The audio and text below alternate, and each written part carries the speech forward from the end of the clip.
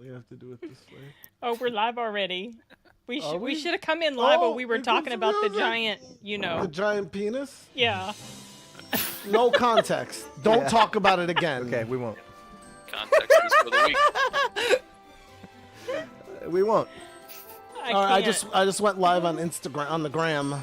Oh, really? Yeah, We're on we're live Instagram. on the gram. Live on the gram. The gram. That'll be news item number 3, even though I just spilled it.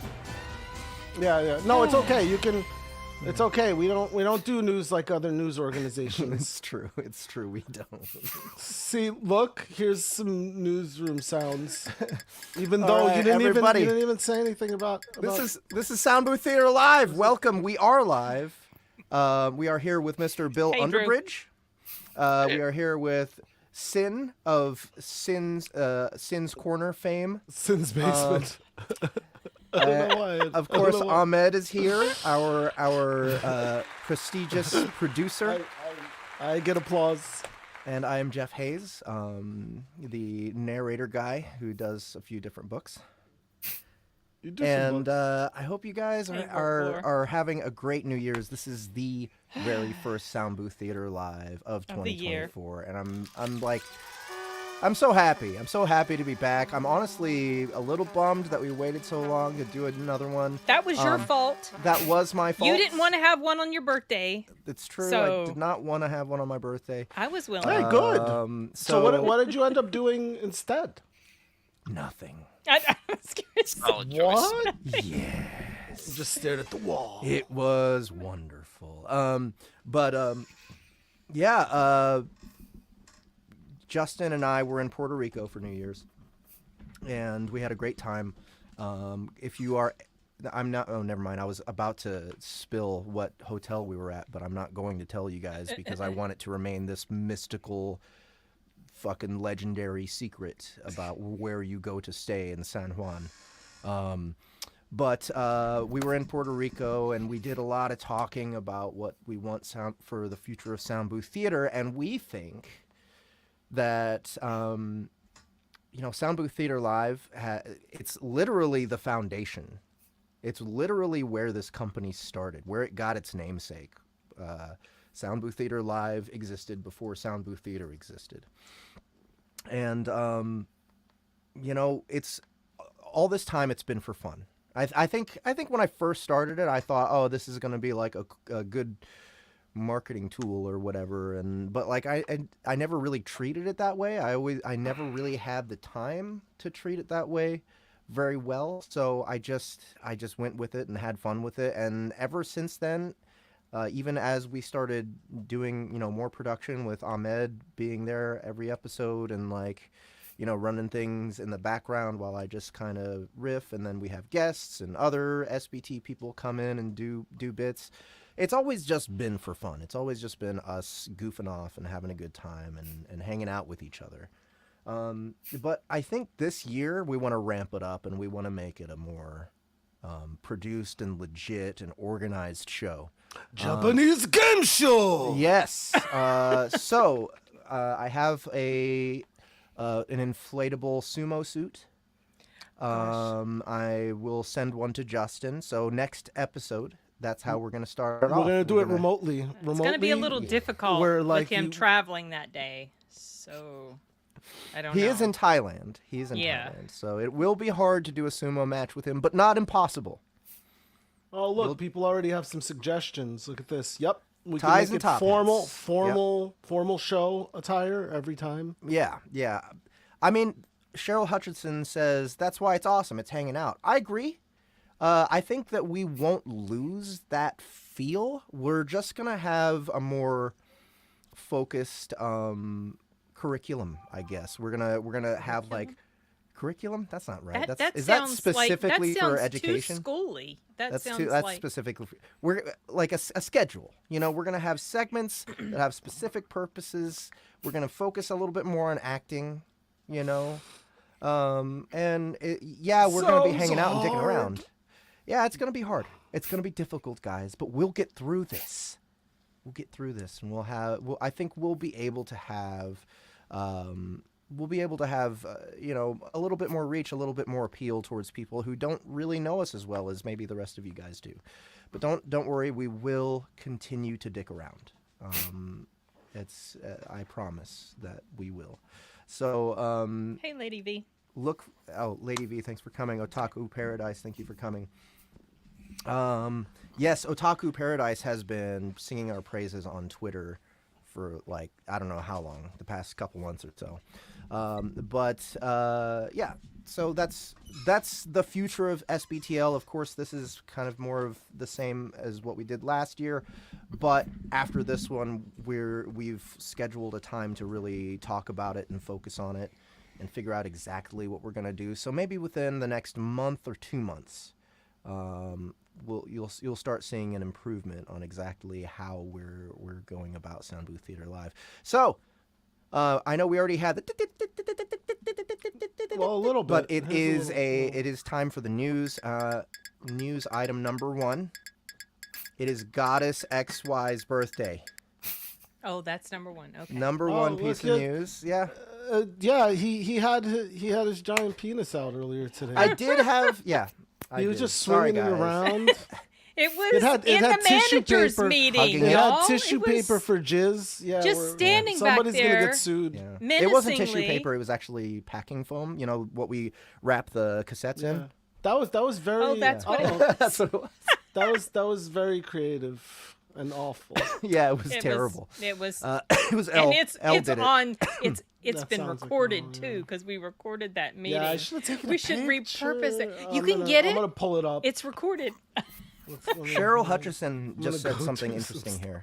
She said, "Here's a vote for the occasional episode where it's just hanging out or a random other show date for that."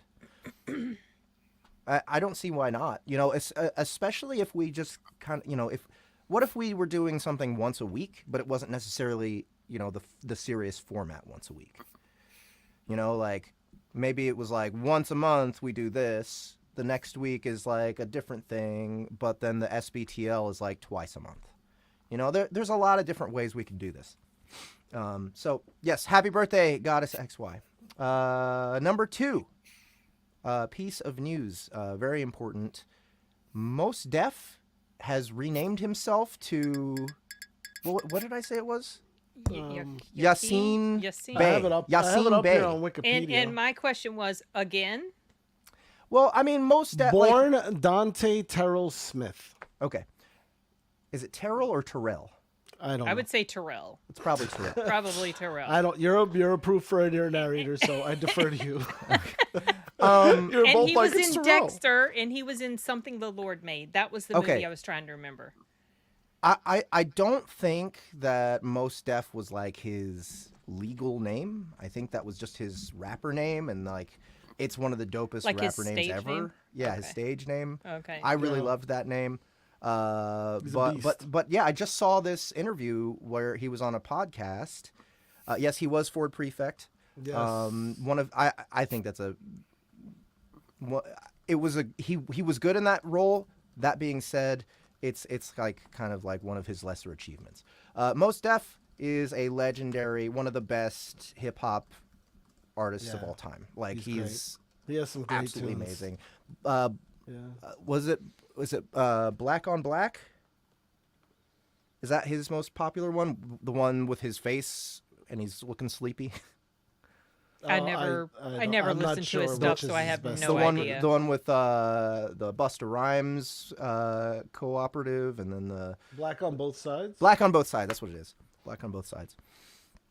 One of my favorite albums of all time.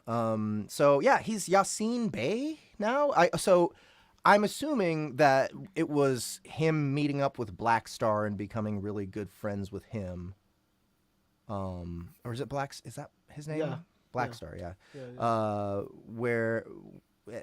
I think he probably converted to Islam, and that's a lot of people when they convert to Islam they change their name.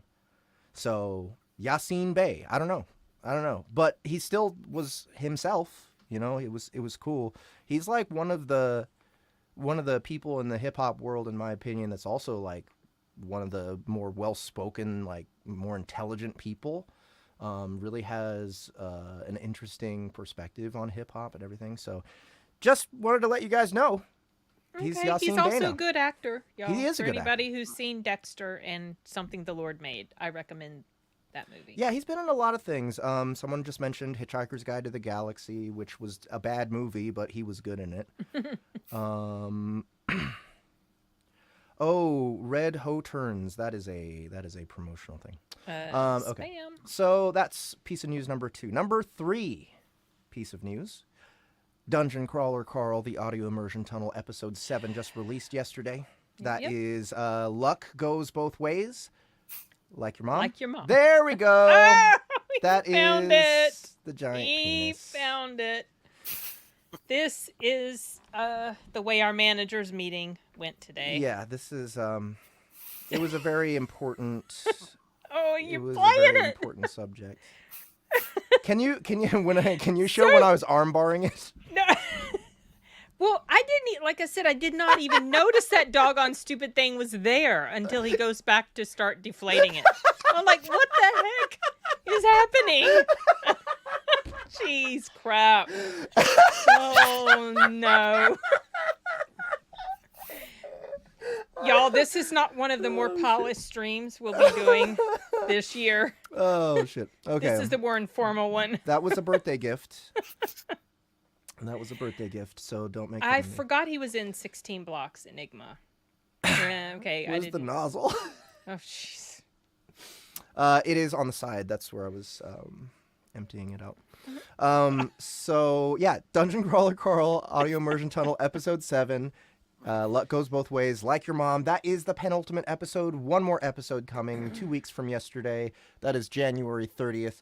That is called A Betrayal Most Foul. So, okay. Yeah, that's the end of the Audio Immersion Tunnel. So if you guys haven't listened to it already, if you've been waiting for it to be over, it's only 2 more weeks till the last episode. Go ahead and pick it up. Go pick up episode 1. It's free. Listen to it first. Make sure you like it.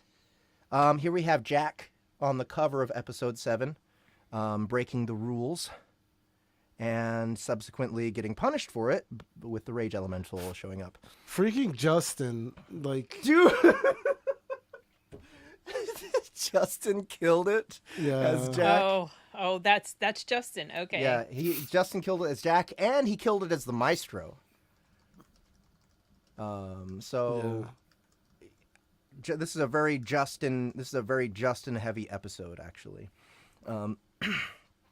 But yeah, one more episode, guys. 2 more weeks till then.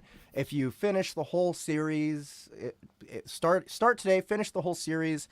It shouldn't take you more than a day, I get, or it shouldn't. Let's see.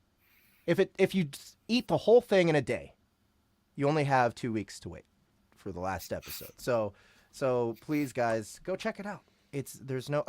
Matt's Fantasy Book Reviews is here. Are sales doing well enough on the audio immersion to justify doing book 2? Almost. I think once we hit episode 8, it's gonna be like right on the line. Yeah, I think it will actually hit the profit. Really? Yeah, once we release episode 8. Yeah. Which is insane, which is crazy. That is because insane. you guys, this has been a very expensive production, Yeah. a very time-consuming and difficult production to put together. And you know what? It's the best thing that we've done, in my opinion. It's so beautiful to listen to. It's you know what I really love about episode 7 is how it starts off so chaotically in scene 1. Scene 1 is like they're in a safe room, and you have DCW going on. You have the Rage Elemental beating on the door. You have a donut getting brushed by Quist. You got all sorts of things happening at once and coming in and out, and Cascadia coming in and doing her announcement, and it's just amongst that chaos, it's so easy to also understand what's going on because we've kind of this medium, learning how to use it to like train the listener to know what a sound effect is or what an ambience is, and like create shorthand that way, communicate that way through this medium it's been a learning process for us. Yeah. So, I think we've learned a hell of a lot, maybe more than any other production with this particular season of the audio immersion tunnel, and we are going to attempt a season 2. Season 2, we're going to try and get a Kickstarter going for it. Now, I don't know what form that's going to take. Maybe we'll run our own Kickstarter. Maybe we'll see about when Matt is running his next hardcover Kickstarter, because you guys know how the book 1 Kickstarter did. So if we just attached ourselves to that Kickstarter, I mean, that's a lot of stuff that we can just add on. We got could kickstart the Kickstarter. Yeah, exactly. I mean, and we'll be able to offer, all right, we got the cassettes, right, for season 1. We'll have the cassette for season 2 in there. We'll have season 1 in digital form as an add-on. One of the things I want to offer in the Kickstarter is a live Dungeon Crawler Carl concert. I don't know if how many of you guys have listened to the audio immersion tunnel, but the music is legendary. There's so much music in this series coming from all sorts of different sources. I wrote some, Ahmed wrote some, Justin wrote some, Aaron wrote some, and then we have Eddie Zach, Ahmed's mentor, guitarist. He's done a whole lot of work. I think maybe most of it is him now, Is that right? At least in terms of like the battle sequence, like music, like the rock and stuff. Yeah, so, we can make that a ridiculous stretch goal, like a fucking, I don't know, $3 million, $5 million kick, stretch goal or something. And if we did that, dude, we'd have a legendary concert, Concert, I would have Red Rocks. Yeah. Dungeon Crawler Carl at Red Rocks. Right? Hold on, is Bill frozen here? I shouldn't be. Oh, okay, it's just your video. Oh, the picture. Oh, the video's no. frozen. I was looking. I was like, "Damn, He he's was the in most the patient same motherfucker I I've know, ever seen." just I didn't even think about it. Oh, what kind of a no. person So does that stoic. make me? Just sit That I there was so like looking at him stoically. every minute, like, oh, he's fine, he's okay.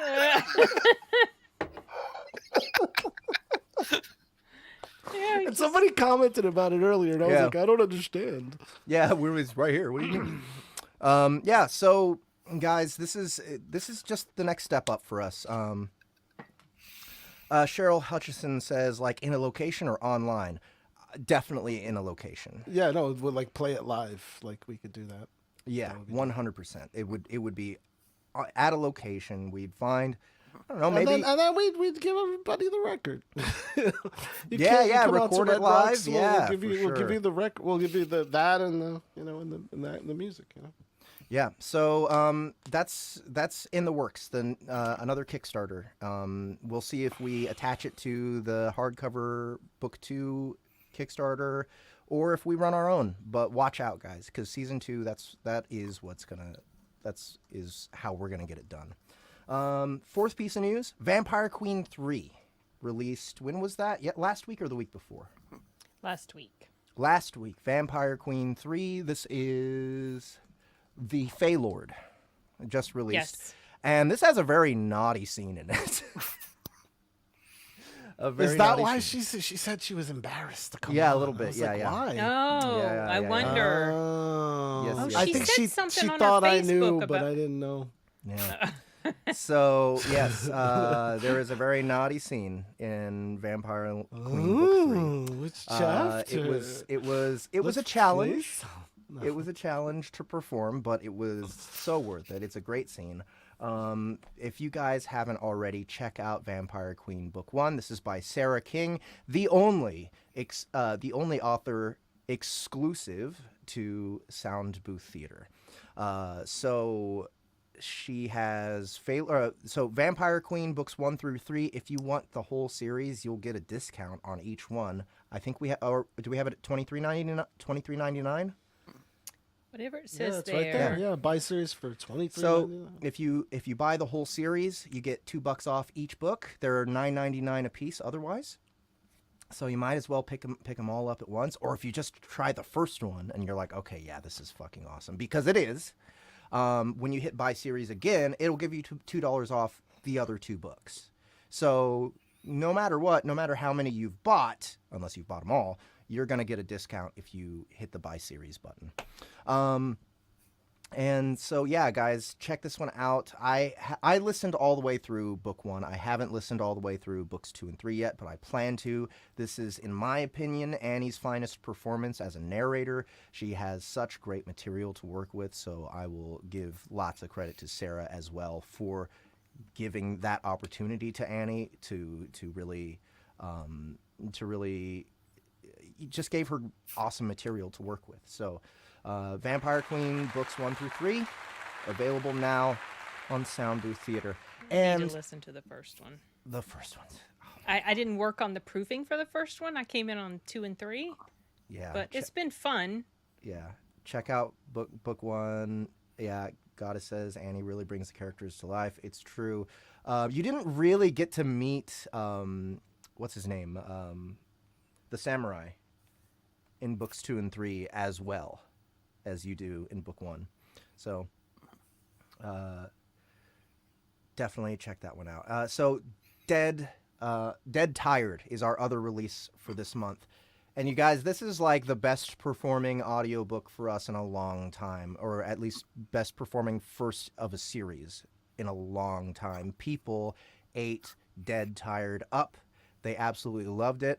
Justin Thomas James brought his A game, and he is, like, you can tell how much he's improved as a narrator when you listen to this. So go check it out on Audible. It actually came out last month, Jeff. Last month? Was it last month? Yeah, that was the whole reason we had the special episode about the Hogfather. Oh, that's right. Yeah. That's right. Okay. Well, it's still worth talking about because it's not even been a month yet, and it's made almost more than 4,000 sales. Oh, nice. Yeah, it's nice. killing it, guys. I So need to listen to this as well. Go pick it up. Justin is working real hard on promoting book 2 even more. So go see what all the fuss is about. This is the most excited I've seen Justin about a project in a long time. So there's our news for today, I think. Is there anything else? Did I miss anything? End of the World is coming out tomorrow. End of the World Part 2. Sorry. That's by Aaron Oster, also narrated by Justin Thomas James. Right. And I think that's it. Yeah, that's it as far as upcoming releases. Yep. Cool. So, what's next? What is our next segment, guys? I don't know. I'm just here to talk movies. You might Really? do that reading first, like you didn't you do the reading first last time? Yeah, we can. We can We do can. that. Bill I'm is here. down for that. Yeah, Bill, are you Underbridge here? is here. Bill is Yeah, here. here. I mean, Yeah, okay. he's just he's here, It's just a sort still of. image as I a... just don't want to interrupt you. Goddess, if you're asking about End of the World 2, that'll be on Audible. Dion Maxwell says, is Hugo Huesca ever going to give you a book 5 for the Wraiths Haunt series? He already has, man. It's just a matter of when I can put it on my bench, so don't worry. It's coming. All right, so what is... Oh, Enigma Severus, thank you for being coerced into attendance. Yeah, what do we got? Where's our script? This is from Bill Underbridge. I can Yeah, go yeah, green I'm room pulling while it up y'all now. are doing the script. Okay. 'Cause I don't do the performance. Yep. So, this is a chapter that has a bit of story that doesn't get in the way of the plot. About the main character just got done with a dungeon. Everybody almost died. And then they managed to get a piece of loot that has now caused several of the narrators to be extremely upset. So they have triggered arbitration. And it's a bunch of them fighting over how the story gets to go forward. Okay, great. All right, There's let's see what we got here. Brief little summary of the characters there that you can either read or ignore. All right, this is great. Okay, so Doug, main character, borderline functional adult, 6th pawn of the Titan. Excuse me, not quite sure what that means. He's not sure what that means, or you don't know what that means? He doesn't know what that Okay. means. It's a big deal, but no idea what it means. Okay, so he knows he is a big deal, but he doesn't understand why. Yep. Okay, Wilson, Doug's narrator. Basically a stereotypical Hollywood agent with the power of Dr. Doom and the morality of the shark from Jaws. Okay. Denise, narrator intern assigned to Doug. She is supposed to provide info, but doesn't actually know all that much about what is going on. Is afraid she will die on the job. Okay, that sounds great. Grace, a narrator working against Wilson. Wilson is Doug's narrator. Yep. She uses the system to control events, emotionless for the most part, in charge. Brandon, another narrator, in charge of Europe. That guy who kept failing forward and is hitting the wall of reality. Aha, okay, I like that guy. Lindsay, another narrator responsible for several divine scale players, including Grand. She's basically that overachiever who is realizing that no achievement will ever be enough, and instead of reevaluating her life, is taking it out on everyone. Got it. They are in arbitration to decide, behind the scenes, the fallout of a clash between a god and the Titan. Picture all of these beings, some of whom can alter reality, sitting in a generic conference room at a crappy conference table. All right. So I think what I'm going to do is I'm going to kind of like, I don't know, I kind of got Hitchhiker's Guide to the Galaxy stuck in my head right now because we were just talking about it. So I think I'm going to kind of narrate in that style. And one more time, let's look at that character list. Sorry, I just need to refresh all these. All right. Doug is the main character. Mm-hmm. Brandon is the second narrator. The second the third male, the third narrator. Okay, he's the failing upwards guy. Yep. Wilson is Doug's narrator. Denise is the Intern. Lindsay is the overachiever. Okay, got it. All right, let's move on back down. Wilson tipped his head to either side. His neck popped audibly.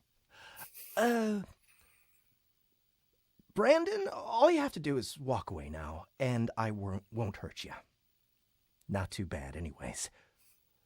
Don't listen to his bullshit. Lindsay glowered at us. Oh, no, never mind. This is, who's the... Wait, this is first person? Who am I, then? Doug is, is... Oh my god, I've done such a terrible thing to myself. So, narrators exist in the story. Doug is Brandon's... Or Doug is Wilson's narrator. Doug is the main character who is narrating the story. So yes. Doug is narrating. It has narrators. Okay, I got it. We need to I talk about see. So Doug is the main character because he's narrating the actual book. Doug is the main character and the literal narrator of the story. So that's Doug. It has characters who are narrators. Wilson is Doug's narrator. Yep. Okay, got it. All right, one more time.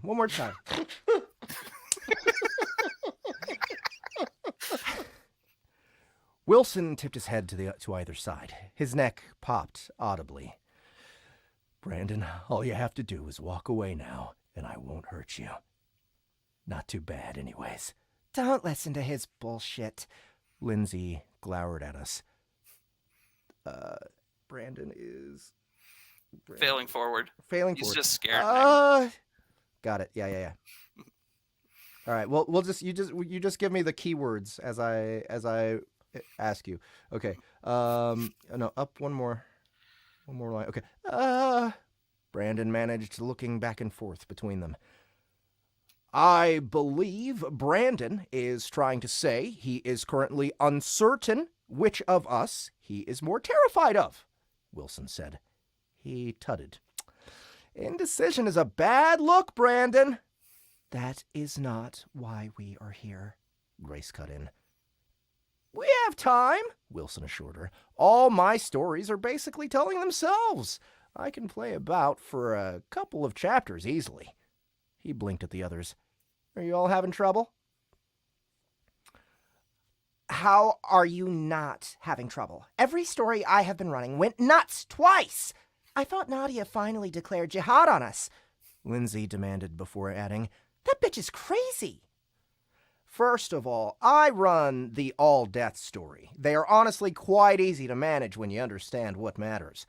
Wilson explained in a tone that clearly implied that Lindsay was both stupid and weak. What are we doing here, Wilson? I asked. I tried to be polite, but my tolerance for these clowns was limited. I am playing with my food. Denise is watching a masterwork. You are looking pretty at my side. Brandon is floundering and about to lose control of England over family drama. Lindsay is trying to covertly dislodge the stick up her ass after a close call with a high-scale mob. Sadly, the stick up Grace's ass is permanently in place. Hence, why she is trying to mug you, Wilson explained. I'm being mugged? I asked, genuinely confused. Why? Why, indeed, Grace, Wilson asked, nodding to her. Grace eyed both Wilson and me for a few moments. If looks could kill, something I was uncertain they couldn't, we may well be in trouble. Nope, still alive. The fact is, while the system may be robust, certain actions can cause extreme variation in events and run the risk of derailing multiple storylines. Those were, in fact, words. The order they were in even implied meaning. To hell with it. I turned to Wilson. What does that mean in non-boring talk? Wilson cut in. What Grace is beating around the bush about is that you are now a homeowner! Congratulations! What? I was not making the connection here. Wilson grinned. Not surprised you didn't dig through your inventory yet. He tisked while shaking his head. Bad habit! Get the loot and scoot. He paused and grinned to himself. Loot and scoot. He laughed. Sounds funny. Let's just take it from him, Lindsay growled. Wilson's head snapped towards Lindsay, his grin a rictus and his eyes dangerous. Are you going to meddle with one of my stories, Lindsay? Here we go. Try this again. Are you going to meddle with one of my stories, Lindsay? His voice had that emotionless, truly inhuman tone. Lindsay leaned back in her chair, but after a moment, she glared back and said, If I have to. There was a long beat where no one moved. Wilson slid back into his playful mannerism. Funny as that bad idea is, he said before taking another bump of the powder. If you try and manhandle my client... He sneezed, spraying dust and slime on Lindsay and Brandon. Which one's redheaded? Lindsay. You'll what? Stop me? The redhead narrator pressed. Nah. Point and laugh as the Titan literally tears you a new asshole, Wilson said. He took my water and drank it. You're full of shit, Lindsay scoffed. Do you really think that lesson he just handed out was only for fucknuts like Grond? Wilson asked as he rubbed his nose. Lindsay opened her mouth, presumably to talk more shit, but then paused. For reasons that only make sense to her, she surveyed me. An almost Wilson-like look crept into her eyes. Upon getting nothing from me, she slowly closed her mouth. I tried to open my inventory. It wasn't working. Only one real option left. I turned to Denise. What are we doing here? Denise was strangely calm in the scenario now that Wilson stopped threatening her directly. They are trying to take away your upgrade because you could use it to upgrade the dungeon core you got off Grond. Shut your painted hole, you little bitch! Lindsay hissed at Denise. Don't, I told Lindsay. I had a realization. Don't what? She demanded, turning her gaze on me. Pretend that you have any teeth. You don't have the authority to do anything to me. Wilson does. I get it, you're mad I beat your boy Grond, but fake threats are just sad. I may have laid that on a little thick. Also, if I was wrong, I was about to be savaged by a small narrator woman. You can't talk that way to me! Lindsay shrieked. And yet he did, Wilson muttered, looking at me in wonder. Perhaps the kid here is some sort of living miracle. He poked me. Or Lindsay is just not good at this. I can make things very bad for you, Lindsay threatened. No, you can't, Wilson said. All playfulness had abandoned his tone. He was also back to his focused, predatory body language. I have access to the best assassin in North America! Lindsay shouted. Once Legrang finishes with your pointless Granny Mabel plot, I can chuck him right at Doug! She sneered at us. Nope! Wilson sneered. Yeah, Legrang has Granny cornered, and she is going to die, very dramatic, but that is going to keep her grandkids, little Luna and brave Bobby, safe. They will keep going on their little adventure, championing the power of friendship, or whatever the fuck. You think those two are going to be able to stop Legrang? He killed his own family for money. All of them were a higher level and scale than those stupid kids. Wilson sighed. He shook his head. Somebody tell her. Tell me what? Lindsay demanded.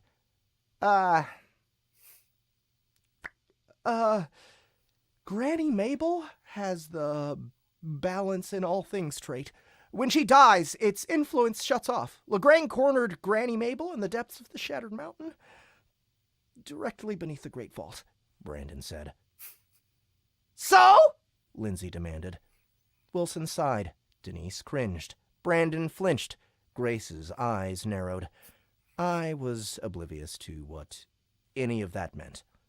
All right, I'll be your Huckleberry. What does that all mean? I asked. I was tired of this bullshit. These assholes were more interested in some minutia of the system than the fact that some little old lady was being murdered by a psychopath. Denise, explain, Wilson said, not taking his eyes off of Lindsay. Granny Mabel has a demigod scale trait, balance in all things. The trait allows her presence to stabilize all things both from a metaphorical and literal level. Her being beneath the Great Vault is to prevent it from falling back into the deep dark. If she dies, it drops directly on top of Legrang. When he kills Granny Mabel, he is also dying, Denise said. She only had to check her phone a little bit. Well then, I will call him off, Lindsay began. No, Grace cut in. Before this arbitration began, a large portion of the audience saw Legrang mark Granny Mabel for death and stab her in the heart. No retcon is possible.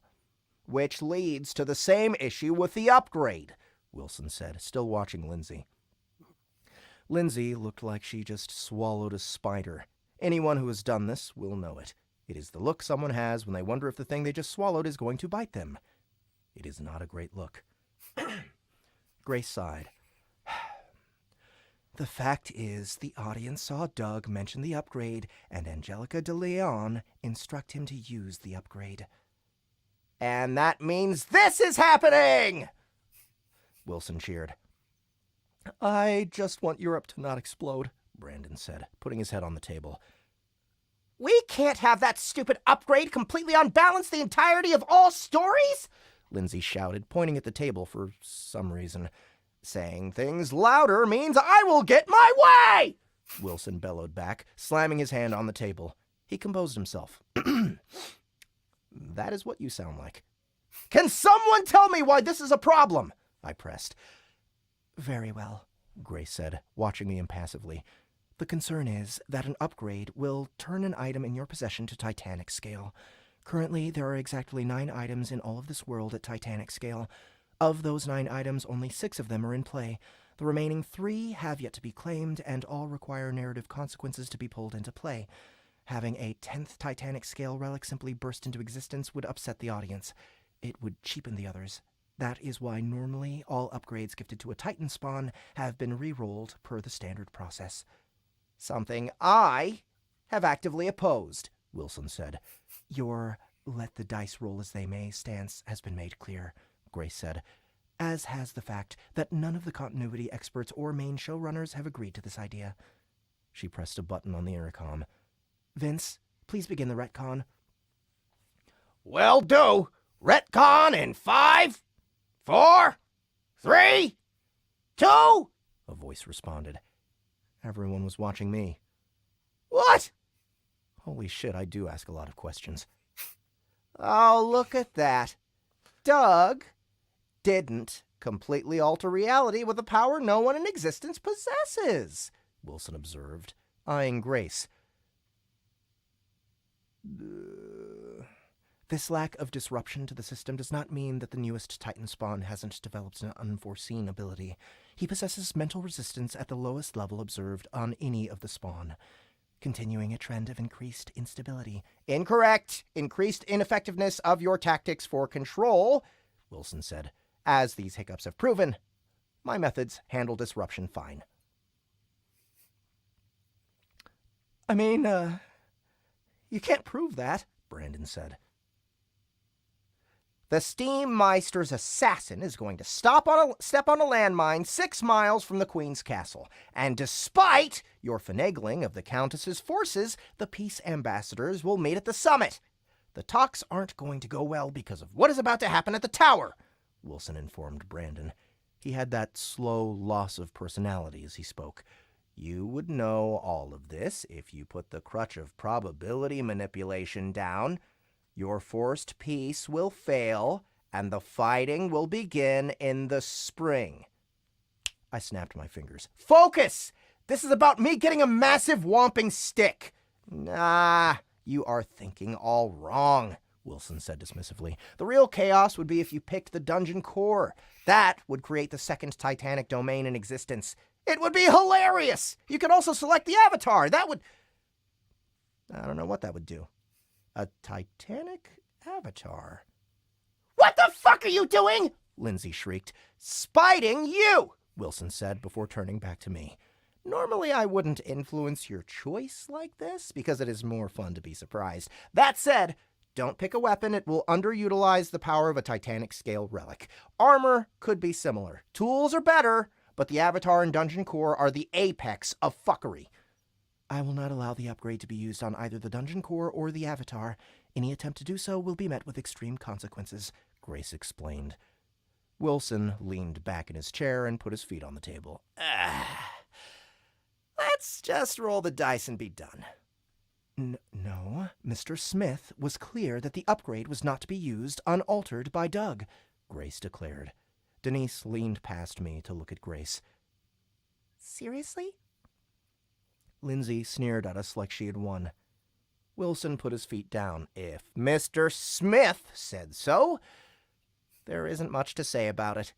Lindsay opened her mouth, but he continued before she could talk. Other than, he certainly said something else about making the deal fair to my client. Grace watched Wilson for a long moment. Yes, Mr. Smith did instruct that Doug must agree to the deal to rewrite how the upgrade would work. Given that no Titanic scale being has ever been allowed an upgrade before, a hidden addendum can be made, even if the finding of the item itself cannot be changed. A lot of back and forth started after this. One of the first things decided was that the upgrade would from now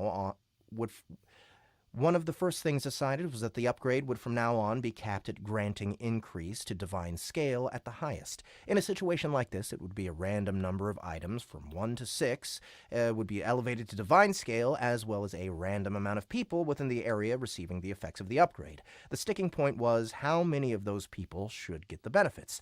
Grace believed a random number of people between 1 and 100 should be selected. Wilson wanted the number to be 10d10 times 1,000, because I am quoting, "Fuck all of you, unless this comes with a guarantee that upgrades will be made available to Titanic scale players. This is all just a sad hand job."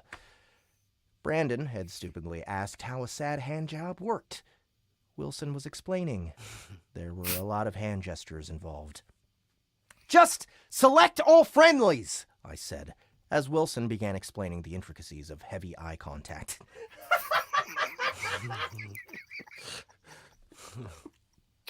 I was hoping to get you once.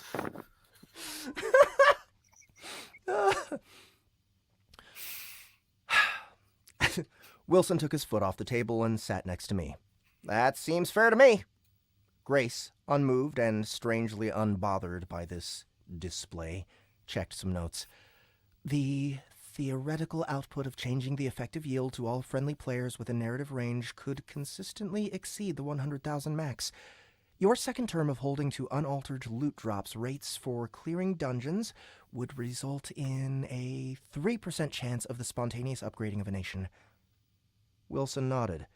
Most of that shit would be uncommon scale, crafting fodder. It would also send most of the Titan spawn into dungeons where their impact is lessened. Take the deal! Sliding scale to reset every year, Grace countered. All, then 10d10 times 1000, then 10d10, then 1d100, then 1d10. Wilson looked to me. Is this a good deal? Pretty good, Wilson admitted. Then we should probably take it. But can you inform them in a way that upsets them? I asked with a nod. Wilson picked up the glass tumbler. We'll take it. He then chucked the glass at Brandon's head. I was back in the exit of the dungeon. Upgrade begins in 5, 4, 3, 2.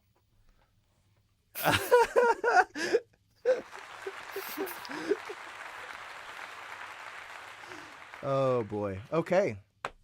So, what is this a part of? What book is this a part of again? This is still a part of World Boss Break the Narrative. I have it on Royal Road. Okay, that is on Royal Road. Do we have that link in the description below? No, but we should. Yeah. Let's do that. Let's get that link in the description after the stream is over. But yeah, thank you again for requesting Mr. Bill Underbridge, and thanks for coming on to explain to me what the fuck is going on, so that I could kind of keep my head straight. It was still like hard for me to follow a little bit, but I think I just lacked context from before, context from before, to keep me focused. But it sounds really well thought out. It sounds like you are. It sounds like you're dealing with a really unique concept here. Come on now. Come on, there we go. Am I moving? Focus. No. My camera was having trouble focusing on me for some reason. But yeah, that was really fun. Thank you again. Anything else you want to say about the story? Like, are you publishing it anytime soon? Yeah, I'm publishing weekly. I put a chapter out basically every Friday. Getting relatively far into the word count. I don't know if it's just the weekly format, but for reference, this story's got about 140,000 words so far, and it's not done. And the Fellowship of the Ring is 186,000. Didn't expect to be one of those people that just keeps piling on the words. Yeah, well, I mean, that's probably how a lot of people are starting off. Yep. Just like they it's like feature creep in a video game. You know, where it's like, oh man, this is an opportunity to incorporate leveling and skill trees and shit. So okay, cool. 140,000 so far, and are you close to the end, or? So there's actually a whole nother arc after the one that's currently about to get resolved.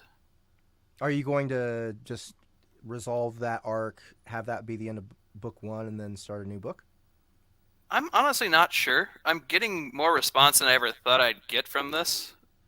So part of me does think it'd probably be smart to continue. But the original goal for this story was to, one, just start actually writing something with some artificial accountability to maintain actual production and develop skills to then potentially write something that, in theory, you know, is a bit more near and dear to my heart. But at the same time, you never want to publish, you know, that thing you always wanted to do first. Right, of course, yeah. Get put the cannon fodder out front. So what did you say the publishing schedule was for you again? I update weekly on Fridays. Every Friday, and about what's your average word count per Friday? It depends. I usually am somewhere around 2,500 to 4,000 words. Okay, so steady as she goes. You're just, you know, every week. So anyone who's looking for a weekly Royal Road serial, it's up now. Bill Underbridge. Is that your screen name on? Yep. Okay, Bill Underbridge on Royal Road. And one more time, the title of this book was? World Boss, Break the Narrative. All right. World Boss, Break the Narrative. If this seemed interesting to you guys, go check it out on Royal Road. One more time. Thank you, Bill Underbridge. Can we get a round of applause from the audience, please? Yeah.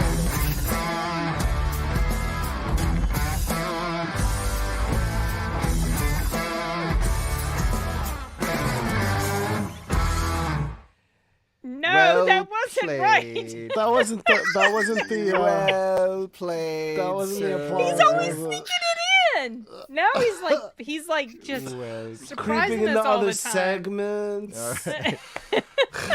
Next, All right. Next, I'm gonna get you when you're doing something else entirely. You're gonna be Scare like the chopping crap onions. out of me with my own music. All right, so this is the cinema segment of our show. Thank you, with, Bill. The famous Sin from Sin's Corner Famous. hosting. And we, over the break, over the last month, which, I just watched it last night, and reminded myself how much I fucking love this movie, Drag Me to Hell. A Sam Raimi film. We did it. I think we did it in honor of the Rage Elemental. Yes, for DCC. So I was so happy to have an excuse to watch this movie again. Sam Raimi is one of my absolute favorite directors, and this movie is Sam Raimi as fuck. It is one of the most Sam Raimi things in existence. I'm not gonna start. I'm not gonna start with my commentary because I'm just gonna gush all over it anyway. Whoever wants to start, please do. So Sam did the gift too, right? He had directed the gift. Yeah. Yeah. I had forgotten that. You want to go, Ahmed? No, you go ahead. It sounds like you started. Go ahead. Okay, so I just want to know, what the hell is it with Sam Raimi and sucking on chins? That's just what I want. Wait, hang on. Is that Like does he twice, do that a lot? Is that like a lot of twice in this movie. Oh, just no, in this movie. no. I know why he did it in this one. I Okay, know he was. so- It's like slapstick. It's Is like that what it is? comedy It comes was in threes. nasty. I didn't find it funny at all. It was disgusting. The first time it gets was- you by surprise, but it wasn't just the chin sucking. It was the chin suck. It was the hair. and all this stuff that kept getting thrown in her and face. no the matter poor how much, girl, no matter swear. how many times she was like, it came back in this interesting. Oh, so good. This movie's Okay, so good. so you liked it. So I loved it. years yeah. ago, this, is easy this was one of the movies that I had playing while I was working, so I didn't pay complete attention. I just knew she had offended this lady, and the lady put a curse on her, and basically she never escaped the curse. And I remember that she got taken in the end. So the whole time I'm watching it, I know what's going to happen to her, and I was really bummed out. But I was like, okay, so she must have done something really absolutely craptastically awful. And I'm watching it, and I'm like, this old lady, she completely overreacted. She didn't curse her for not extending the loan. She cursed her because she shamed her. Well, the woman was acting like a lunatic, pulling on her skirt, putting her hands up her legs. Like, well, of course she's going to freak out. And then this woman goes and curses her, and she deserves to be dragged to hell because of it. And I'm like, oh my gosh. And the end. So the acting in here was good. I really like the girl who played in here. The story itself Alison is Lohman. Yeah, Alison Lohman. She actually quit acting after this. Really? Not because she had bad experiences or anything. It was because around this time she got married and she was getting ready to start a family, and she wanted to focus on her family. Her husband, I think, he's like a director too. She's starred in some of his things since then, like little small bit parts, and I think she teaches acting classes online every once in a while. Cool. But I thought she was just adorable in here. Oh, yeah. And of course Justin Long, he was great. I love that he was very supportive of her, instead of, like a lot of times in these types of movies, there's this chasm that grows between the two characters because the one person doesn't understand what the other's going through. Yeah, but that was all a setup for the ending. All was set up for the ending, obviously, but that that was so contrived. So that really annoyed me. And while I feel like the writing was really solid all the way through until she picked up the wrong doggone envelope, because I would think if my life is literally on the line, I would make damn sure I've got the absolute thing. And you would know when she's sitting at the table and clunking the envelope on the table. I'm like, that sounds really metallic for a button. And it was a coin. Obviously, she had picked up the wrong envelope. Okay. Yeah, no, she was hysterical. She was not. There was a point like she cracks, and then after her boyfriend's family's house. After having a the graveyard scene. Like she cracks and then she turns into Ash.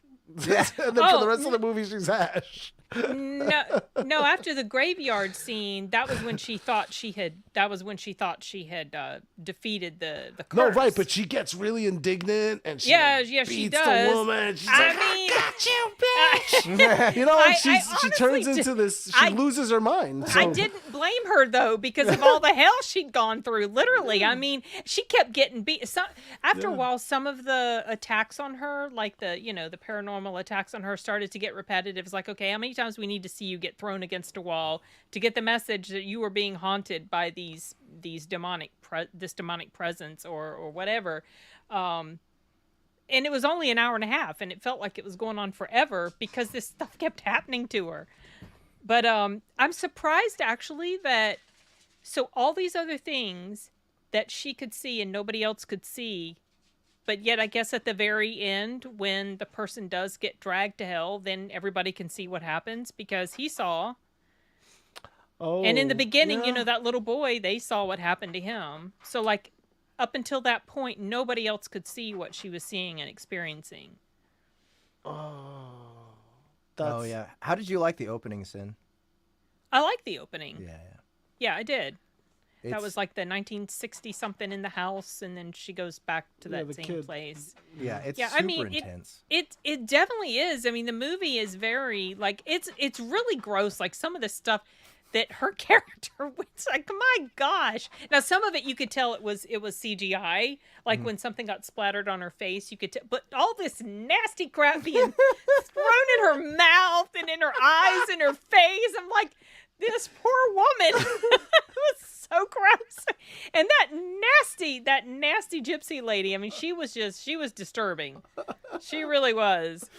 And then that tail hole, I thought, okay, she's going to give the button to that guy that she works with, but it's going to backfire on her because she's being too, what's the word? She's being too cold-hearted. She's doing this bad thing, and so there's going to be some sort of bounce-back effect. I thought that was what was going to happen.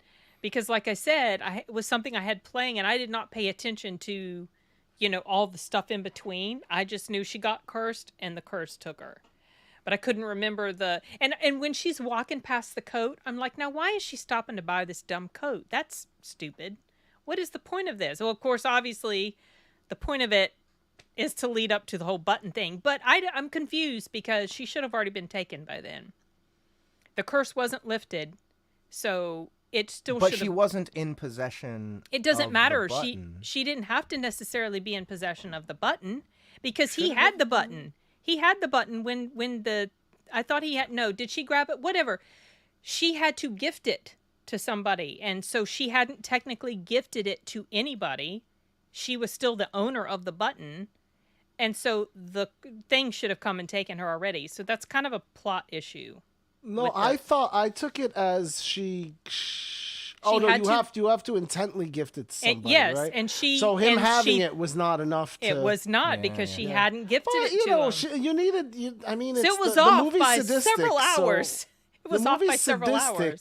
And the movie Lamia by nature is a sadistic, awful demon, and I can't imagine a better time to take a person than like.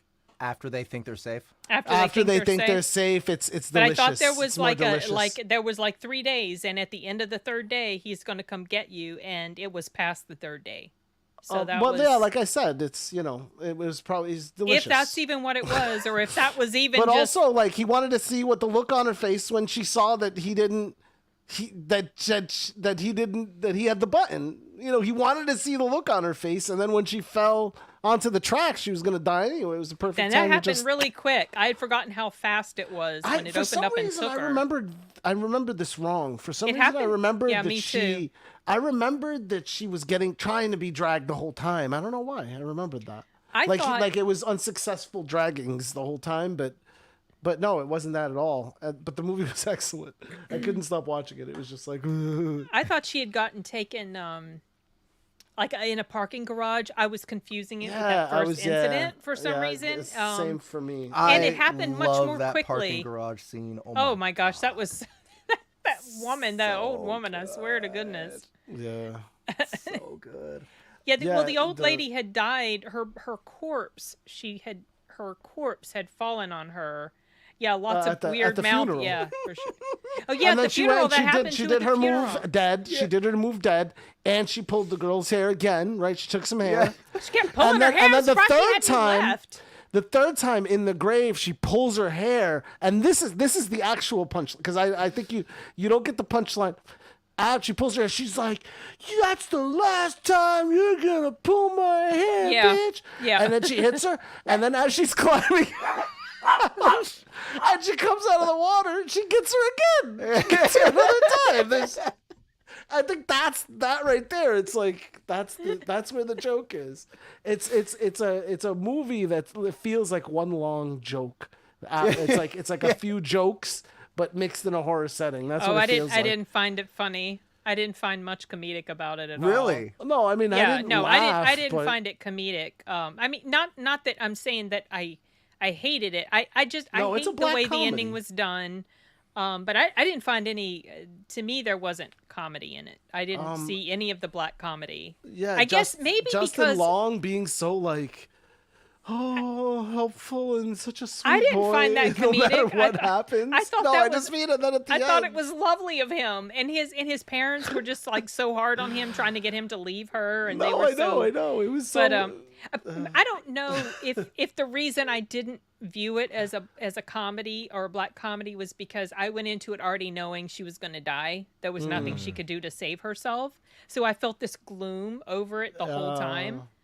Maybe. But I honestly now don't imagine know. if you had watched it, not aware of that ending part, and then making that assumption. Oh, she did it.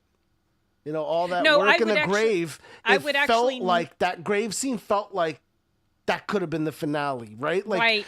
But point being, it's like they really built it up. It was very like. But I've seen enough horror to know that would be yes, because most horrors do end with the protagonist being killed or not escaping, which is one of the things I hate about horror, but that is a very typical formula.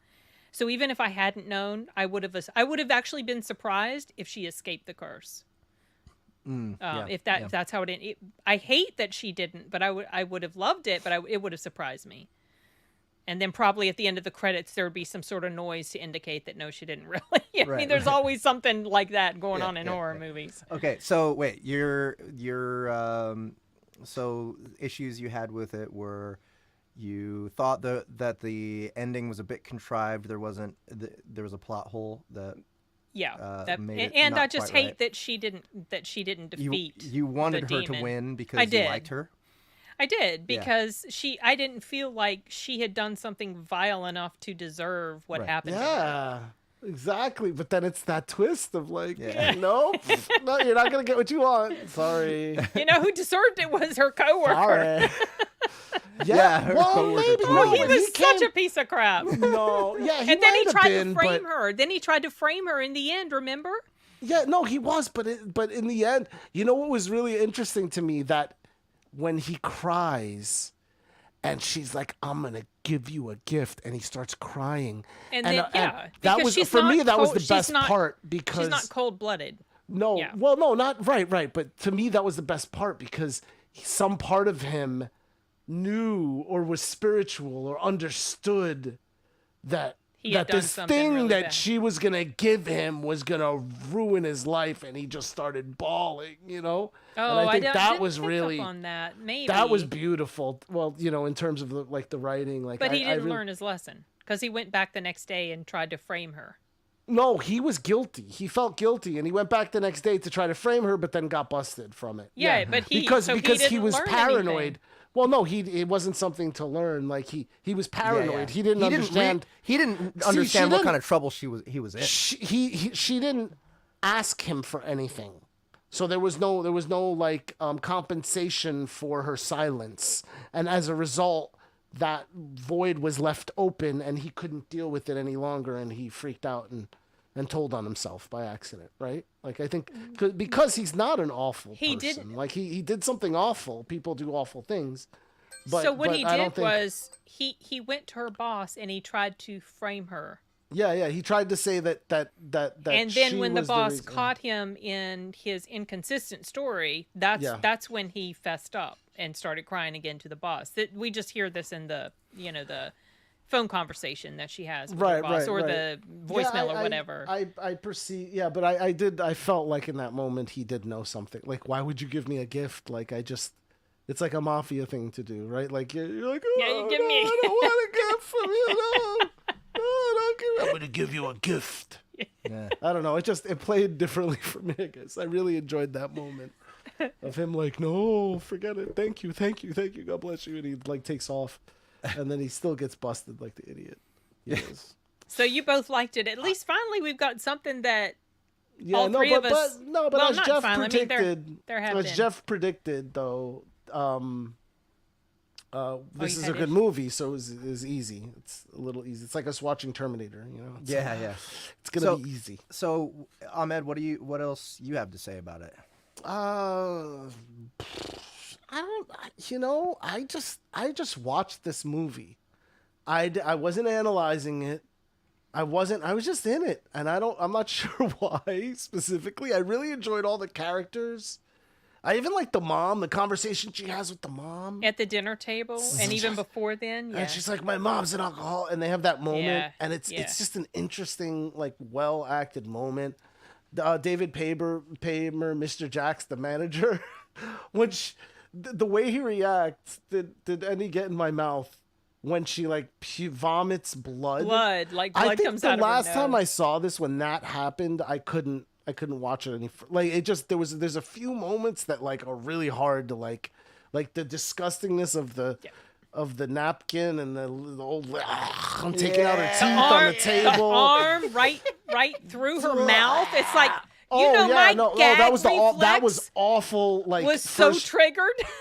That was the worst. No, but that was the worst CGI ever. I feel like they needed to he needed to go back like George Lucas and redo that scene. And then when she pulled the thing out of her eyeballs mouth, come out, and then one goes in her mouth and one goes on her, and it looks awful. But I'm like, I get it, Sam. I get what you're trying to do. It's like a cartoon. It's slapstick. Yeah, but she had horror slapstick. It was at least twice that things went down in her. Oh, hey, Polly. The fly. Polly, Jeff, this is Polly from Latino Slant. Hey, Paul. We're talking about Drag Me to Hell.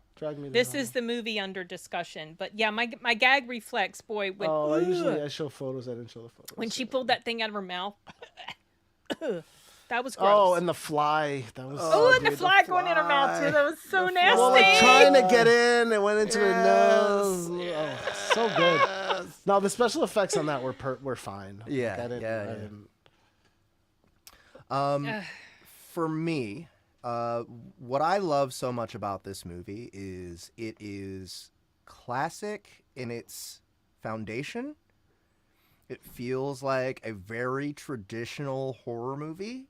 Oh yeah. But just about, and it's nearly perfectly executed, but so many little details are just that much different.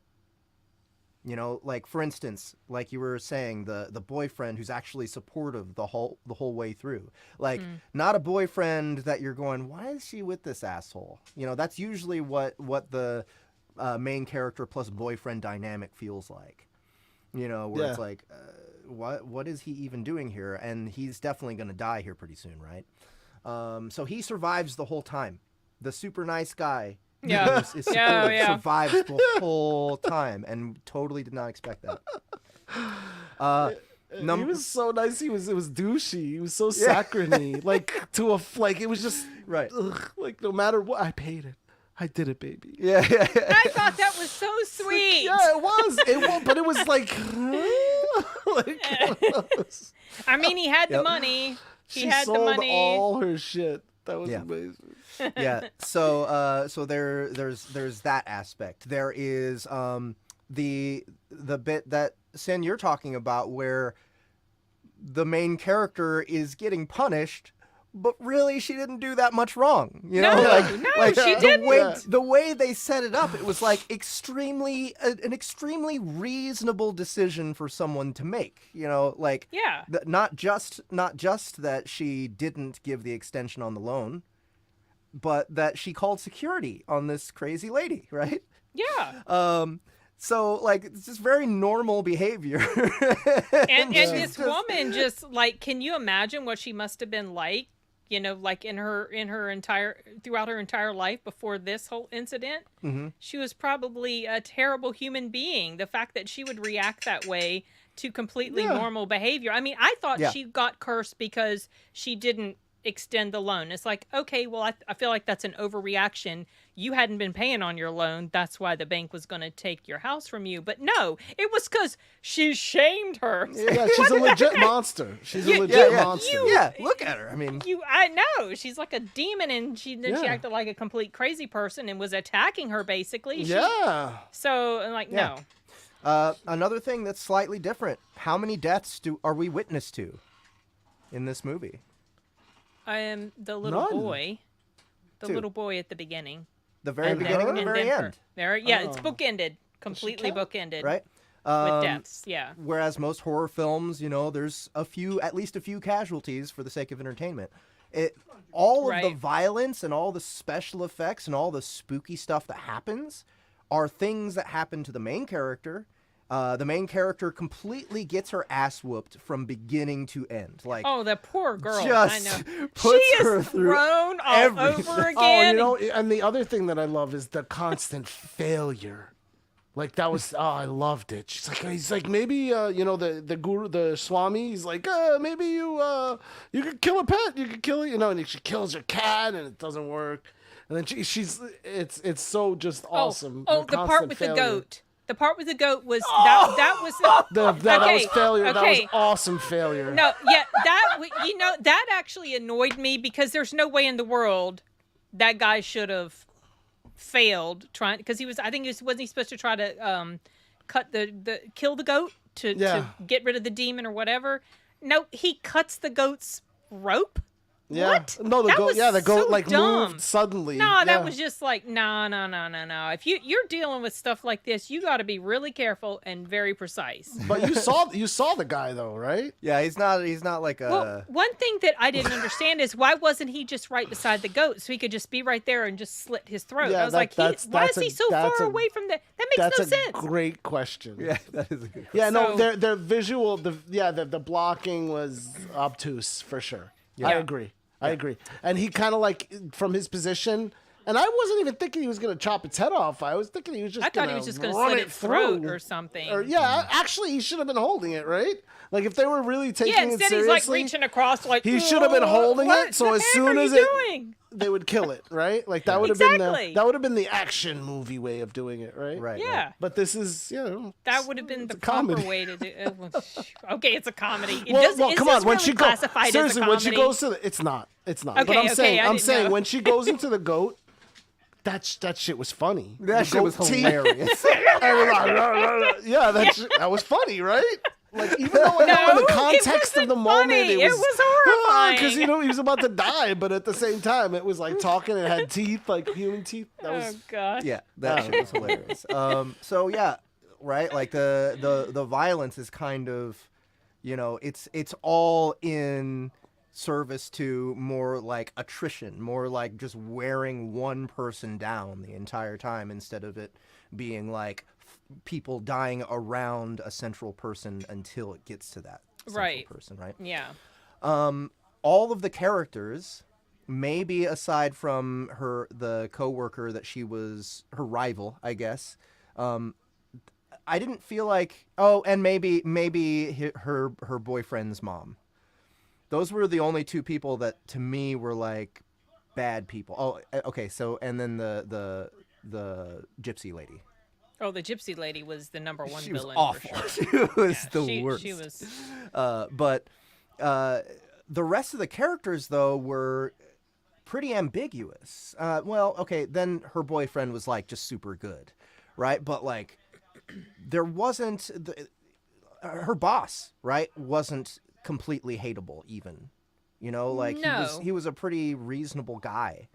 So like I don't know, all the characters just felt at least real is what I meant to say. There's not a whole lot of caricaturization within the characters, which is unusual for horror. Usually we're dealing with archetypes all the way through. Right. Right? Yeah. Then of course there's the gross out factor. And the pace. Those are I think actually the pacing is my favorite thing about this movie. It's not very long. It's an hour and a half, and it just moves and moves. Yeah, it goes and by moves fast. and moves. It does. It doesn't linger, even except when it's necessary, like in those moments where she's dealing with Lamia, and it's like being creepy and crazy. I didn't even notice the music. That's crazy. Yeah, the music is amazing. I didn't like. I was so in it that I didn't even. I must have experienced it. Not like heard it. Did you guys notice, like, when she would think, especially at the dinner with her boyfriend's family, and she thought she had lifted the curse, and her relieved laughter and the way she acted when she thought she was free of it, there's like this nervous laughter sort of, but I don't know. I thought she acted that part really well. Yeah, no, she did. The dinner was an interesting scene. Yeah. Everyone did an amazing job performing. Everyone sold all of their performances. The creepiness factor of this movie is really well executed, in my opinion. I would call this one of the few movies that I find genuinely scary to a certain extent, just because of the execution. The concept is so supernatural or whatever that it's hard to believe, but just like the way he manipulates tension, the timing of the jump scares they're not cheap jump scares either. I think that the actual jump scares are pretty well executed as well. Like, I love that crazy close-up, almost 2D face that the Lamia, like, when they slam that into the screen at you. Like, yeah. That was incredibly effective. That is very startling. Yeah, and not in a cheap way. It doesn't feel cheap. No, it didn't. It felt proper to what was going on. It didn't feel like it was just thrown in there just for the heck of making your heart jump. Yeah. It really did feel like a characterization of the Lamia. The characters going through. Absolutely. So, yeah, I think that the empathy for me was just all the way at the top. I really, really liked the main character. She is a strong character without being like, boss bitch or whatever. Right. She was like a normal person who just was determined and like who was scared for their fucking life. And she'd overcome some really difficult things in her life already. Also, really love the graveyard scene. She's like in this black t-shirt, all wet, like very form-fitting. I thought the rain was a bit much. The rain was a bit much, and then it flooded the whole grave so quickly. And I'm that like, couldn't have happened without the rain, right? But I mean, I'm just wondering, how was that? Well, it was probably that magic. Part of the supernatural stuff of going course. on? Yeah. The Lamia right after the Lamia got a hold of her, that was it. He was playing with her the rest of the movie. Probably the clingy t-shirt as well. Probably magic. Yeah. Yeah, so, but in my opinion, the very best scene is the parking garage scene. Oh my gosh. The car, that was scary. I did remember the attack in the car. I had forgotten that the old woman latched onto her chin. I'm like, oh yeah, this is that part. Oh, but I didn't know it. Like, it happened at some point later. I was like, what? So gross. Yeah, no, there's a lot of that in Sam Raimi. Really nasty. No, her vomiting and like the vomiting, the blood. It was it was the fly. She swallowed the fly. Finally got in her mouth, and then it made her vomit the next day. She had a stomach rumble, and then she vomits blood everywhere on her boss and on the. No, that wasn't vomit. That was from her nose. That came out of her nose. She was having a nosebleed. It wasn't vomit. Which was hilarious. Oh, it didn't come out of her mouth? I thought it came out of her nose. It was her nose. It was her nose. Oh, okay. I feel like I need to rewatch out it of again. her nose. For it. I did not rewind that shit. It sprayed out of her nose, Dulcimers. and everyone was like, what was Her hilarious boss was about like, that did part? I get any in my mouth? Yeah, did I get any in my mouth? what was really hilarious about that part is no one was concerned for her. No. They were all just like, you asshole, you just bled all over us. I know, poor thing. Poor thing. But what's funny is like after it, like they don't really talk about it. Yeah, they never talk about it. It doesn't come up again. It's very weird. The next she goes day, back to work. it's not like, hey, how are you? Are you doing okay? And she's okay. Yeah. Well, they're bankers. That makes sense. But that parking garage scene is like prime horror material right there. Oh, yeah. The lighting is amazing. They make a creepy character out of a handkerchief. Yeah. That's really great to me. Oh, right, the handkerchief. He personified it. Yeah. And then it became a character in the rest of the movie, and a comedic character at that. Yeah, exactly. That was her indicator. Oh, wait, she's fucking dead.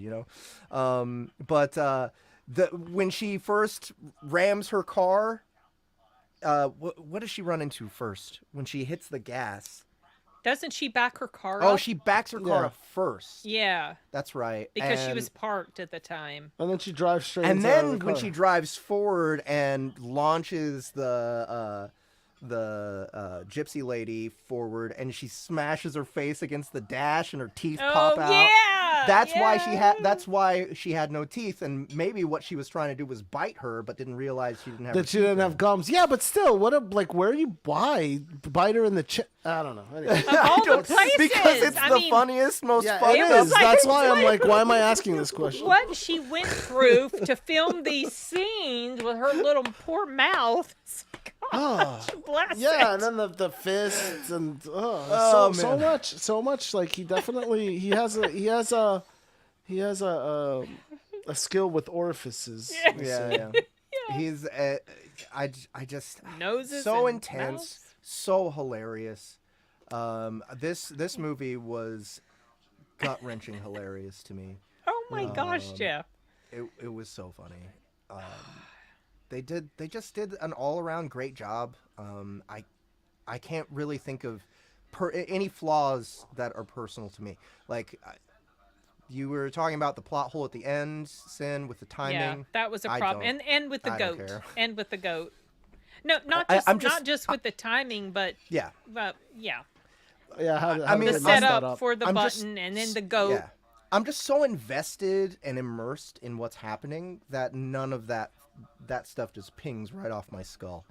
Well, I think it made me annoyed because, I don't get me wrong, I actually do really enjoy the movie. I think what made me annoyed was because I hated that I knew what was going to happen to her, and also I saw weakness in the writing getting her there. That made me even more annoyed. It's like, look, okay, if you're going to have this happen, this was too much of a hole for me to buy that this was actually legit going to be happening to her. Yeah. But I did. I mean, for a horror movie, it definitely was. I definitely didn't see it as a comedy at all. You both did, but I didn't. No, like a black comedy. Like I didn't even see it as a black comedy. That just stabbed her in the mouth. Yeah, she stabbed her with a ruler. Is that what it was? Yeah, it's a ruler. Okay. Oh my gosh, Justin Long having poor choice in Ladies Drag Me to Hell. Oh yeah, Jeepers Creepers. She's not a poor choice. I like she's a legit catch. I would happily have a girlfriend like her, except she's cursed by the Lamia. But that's like not really her fault. Not really. I know it wasn't. So I think the rule. Okay, so I think the rule was the kid didn't get up. So in the beginning of the movie, the kid flew off the balcony and then hit the ground and died. Right? He died. No. He fell on the ground. He got back up, but that's when hell cracked. That's when he got dragged into hell. It happened with her much more quickly than with the little boy. Yeah. No, agreed. Because I just wanted to know if death wasn't linked to it at all. Either. Well, maybe. Okay, so he fell far enough that it was not inconceivable he could have died, right? And the same with her, right? She fell. She got hit by the train. She didn't. Well, she didn't, but she could have.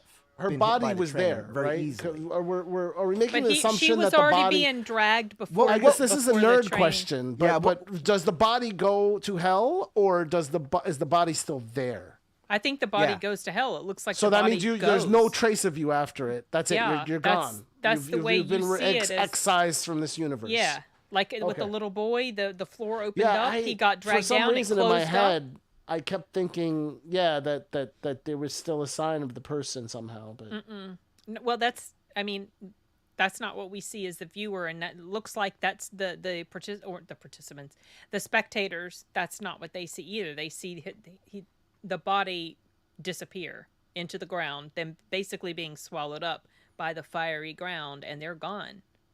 There's no trace. Yeah, of they're them. just gone.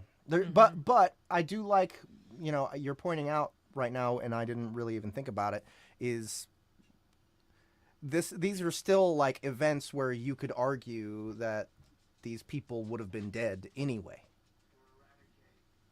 Yeah. Right? Yeah, that's why it's a little bit like, wait a minute, like why even, like why even throw them off the balcony? Just take them.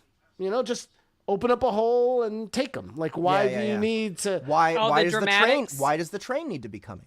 Is that punished? Yeah, right, exactly. She fell on the tracks. But the train, all of that felt like there was some kind of there was a rule that I didn't understand about death. And they were both saying the same thing when they were being dragged to hell. What were they saying? The little boy was saying "Ayúdame," right? And she was saying, me. "Help me." Well, yeah, I mean. Oh, well, yeah. So there's Ayúdame. something to that. I just Ayúdame. That's what I said. Ayúdame. You said Ayúdame. No, Ayúdame. Remember? Okay, it sounded that was like the title of one of our I DCC. thought Ayúdame. Right? Ayúdame, yes, see. I thought that's how I said it. Okay. No, you said Ayúdame. Okay, whatever. That's what he was saying. Yeah, that's he was saying help me, yeah. That's what she was saying. So there's like a lot of parallel, Yeah, true. But I think most people would be screaming something like that. But yeah. Well, Maybe, I just at the time of death, and I just mean there's like a few things, or maybe it wasn't a rule. Maybe it was just like arbitrary. I don't know. But that's where my mind goes, like when I think about it. Yeah. But yeah, so let me start. I'm gonna give it an 8.5 and recommend. Oof. That's a really high one.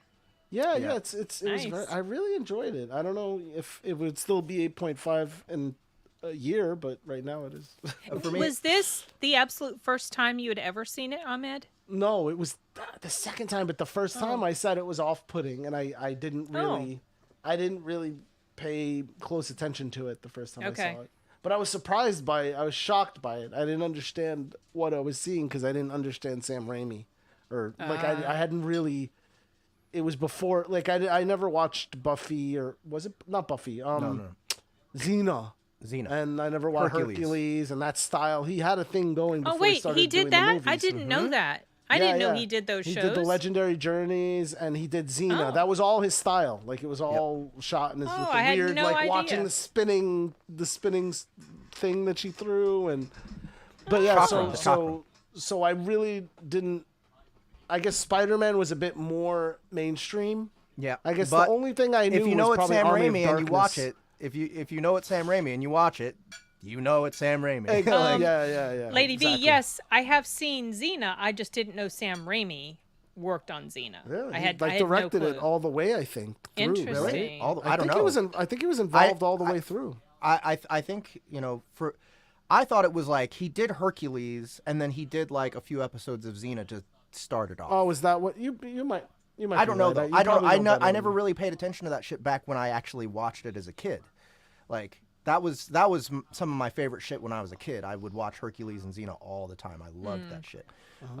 But I had no idea who Sam Raimi was. I didn't know it had any connection to Army of Darkness, but like Army of Darkness and Evil Dead. But later in life when I found out, I was like, oh, of course. Right. So yeah. Sin, you got a number for us? Executive producer. Yeah, I probably do. I think I would give this about a 7 or 7.5. Okay. I got 9.75 on this one. This is one of my top 10 movies of all time. So. Oh, all right. Well, there you go. Yeah. Okay. So wait, creator Christian Williams. Okay, and then he's the executive producer. Executive producer. Okay. Oh. So he probably has a say. Maybe he scored the SFX folks or the production team. Bruce Campbell is in both of those series as well. I can't remember. Right. Autolycus? He plays the same. It's the same character, right? Yep. Autolycus had his own show, but it was Ooh, only, really? I think it was only a season.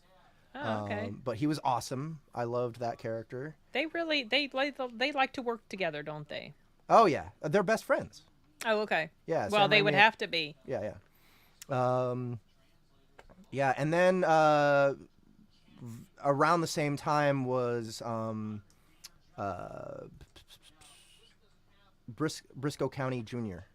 Oh yeah. Wow. Which was definitely Sam Raimi. Yeah. Oh, that was like a weird world western, right? Yeah. Man, this show. Oh my gosh! Oh, that was Bruce Campbell in there. Yeah. Okay. I did not realize he was in that. I mean, look at that's Sam Raimi. I've heard of it, but I never watched it. Yeah, I never did either, but I always wanted to. What was it? It was like Wild Wild West, right? There was like technology elements or something, or like fantasy. I don't remember. What was it? It's been so long. I need to see it. Have you guys seen many with futuristic type gadgets? Okay, that does remind me of Wild Wild West. Have you guys seen Bubba Hotep? Yes. Okay. Love that movie. What? Yeah, it was fun. You haven't seen Bubba Hotep? Bubba, not Baba. Oh, was it Baba? Bubba. I can't. I No, just it's want to say Bubba. No, Bubba Hotep. Yeah, haven't Bubba seen Hotep. this. Bruce Dude, Campbell. it's so good. Oh, I'm gonna watch it. Written by Joe Lansdale. He's supposed. Do you know the premise, Ahmed? No. Okay. What, but I'm reading it. He's basically he's supposed to be Elvis in an old folks' home. Oh wow! Yeah. Look at this! This is absolutely the best. Yes. Like, this would win at Save the Cat. You know what I'm talking about? Yeah. No. Wait. Yeah, What is Save the So Cat? Save the Cat's a book about screenwriting, and they in the book it goes over a long time. Rather discusses how to write how to write a pitch for a show. And like you have to write it in such a way that it has to be clear what it's about, but also like that it's something unique and interesting. And reading this is just like the perfect when residents of their nursing home start dying of dubious causes, and aged Elvis and an African-American senior who claimed to be President John F. Kennedy discover the perpetrator's an Egyptian mummy with murderous intentions. Yeah. Sign me up. Yeah. That was such a fun movie. Good. Sign me up. What a perfect synopsis. Is this new? This is No. new-ish? No, it's several years old. 2002. Oh, Almost gosh, 20 I years didn't old realize now. it was that more than 20 years, Jeff. Yeah. We're in Oh, more than 20. 2024. Did I say almost? It's more than 20. Yeah, he said I didn't realize. I guess I didn't realize it was that old. I thought it was like 2007 or 9. Yeah, it was I watched fun. it when it first came out. I was so into it. I know, but no, it says 2002. Yeah. I just totally didn't realize it was that long ago. Anyway, I thought he was really fun. This is probably my favorite role with him in it. He's amazing. He is. And this is not Sam Raimi though, yeah? No. No. Hi, creepy. Hey, That how you fly doing? looks like Is it Sam Raimi. 7.25 for you, Sin? You said 7 or 7.5? 7 to 7.5. So 7.25? Yeah. Plus 8.5? Yeah. 5. You gave it a 9.75. It's probably at least a 9. Almost a 9. I didn't pull out my calculator. Should I? No. Yeah, I think that probably I've had rounds enough of up this to like janky math. 8.75. Something like that. Yeah, it's almost 9. It's fine. Yeah. All right. So, anybody else in the audience give it any?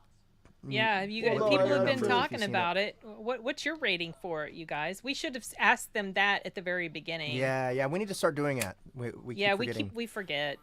Yeah. Okay. So someone. All right. Wait a minute. First of all, our next episode, January 31st. 31st. Yes. Last day of the Okay. month. So that will be Another be DCC. episode 8. The boss fight in that one is Ralph the Gerbil. I just edited that scene together with Gary's voice as Ralph. I almost died laughing. I bet. Gary.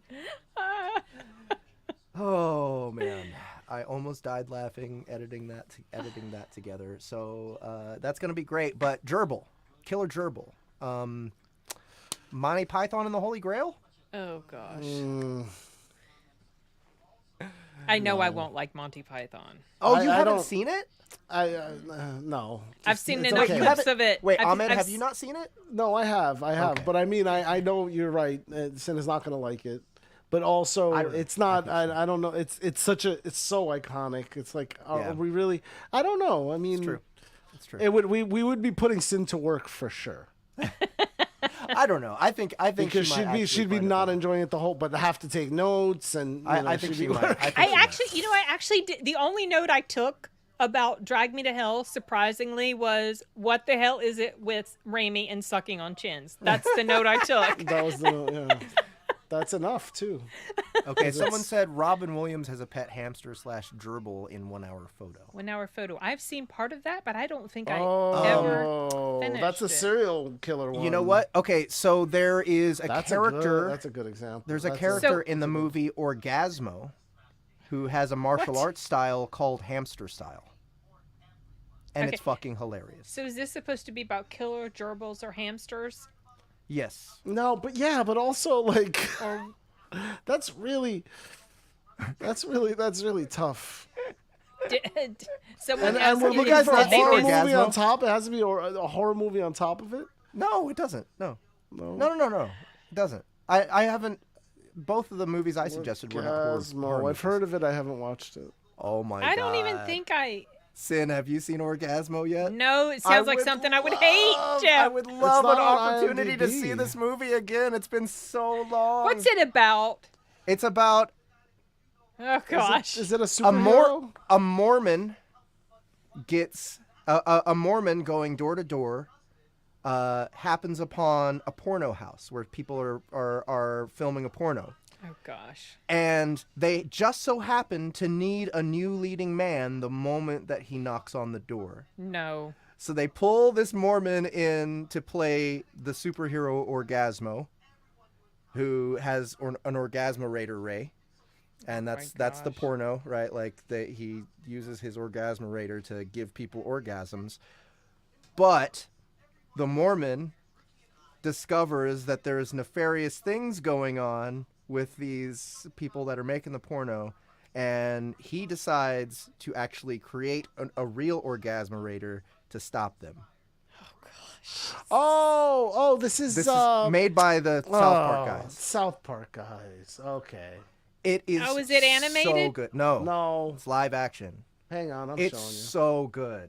I don't know that I can trust your determination on that, Well, they wrote Jeff. the Book of Mormon. That was on Broadway forever. And also the greatest musical ever, apparently, or whatever. So I think despite its like flashy title and absurd premise, it's probably a decent movie, I imagine. It's really good. What's the rating on IMDb? Oh my gosh, Ron Jeremy. Yeah. What do you mean? The rating 6.1? Stuntcock! Yes, someone said it in the chat. Okay, so he has a stunt cock. So like he's Mormon, he can't do the role in a porno like as the actual dude, doing the business. So whenever it's time for the sex to happen, someone goes stunt cock, and then he leaves, and then somebody else comes in. Oh gosh. Wasn't Mark Hamill the bad guy? Was Mark Hamill in here? Mark Hamill. I don't know. I was just reading the comment. Hang on, let me see. No, I don't think so. He might have been in it, but Michael Dean Jacobs is the main bad guy. No, he's not. I feel like he would have been on the first page if he was in it. Yeah, he would be. Like there was no way he'd be on the second. Yeah. Yeah, no, not this one. I don't want to watch this. I'm sure it looks like something I would. All about looks like something I would hate. It's so good. Yeah. Jeff, so come on. You thought no, the stuff I don't was have good. I did not think the stuff was good. Oh, okay. You liked it. He's got a penis on his head. You see? Yes, that is a strap-on as a helmet. And this guy's just I don't know. What's his name? What is his sidekick's name? It's Chota Boy. Chota Boy is his name. And he's the one with the hamster style. Right, T-Rex. Oh, God. Oh man. Mark Hamill was Cockknocker? What? Is that for real? So he really is in this. Was he? I don't know. Hang on. Oh, okay. I'm gonna do a quick search. I'm just gonna do an internet casting search. No, he's looking. He's looking. I went for all cast and crew this time. I'm looking through them. I find it hard to believe, but I'm looking through them. I wouldn't. Okay, so just to be clear, Yeah, I'm not before I seeing. found this Orgasmo, there was like, I don't know. Hang on, let me show you the search. I don't know what's going on with that word. It's with the Z. So. Oh, that's I know, but then there's Orgasmo. Caliente. Yeah. No, Orgasmo. Cockknocker is from Jay and Silent Bob Strike Back. Oh, okay. And Soda Boy. Orgasmo. Jeez, Okay, we so still haven't 1 hour decided on the photo. movie. I don't know if I've Is seen this gerbil movie the enough. delineating factor though? Does it have I've to be seen- gerbil? Heart. or killer rodent of some kind. How about killer- gerbil the movie? A killer rodent I've of some seen- kind. part of 1 hour photo. I don't think I've seen the whole thing. I remember. killer I don't rodent? remember it. Oh, Ben. I have to mention. That's a Ben. killer. He's a killer rat. No, not that. Ben the movie. I don't know how to do this.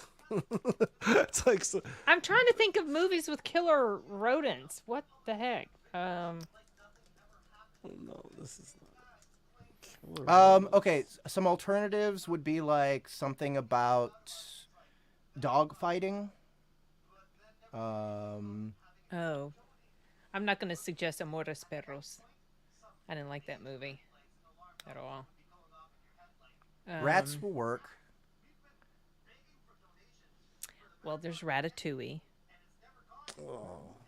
Ratatouille, he's not a killer. He's not a killer. No, he's not. Okay. Someone said... Secret of Nim. Secret of Nim. Secret of Nim. It's time. I think it's time. It's What? time.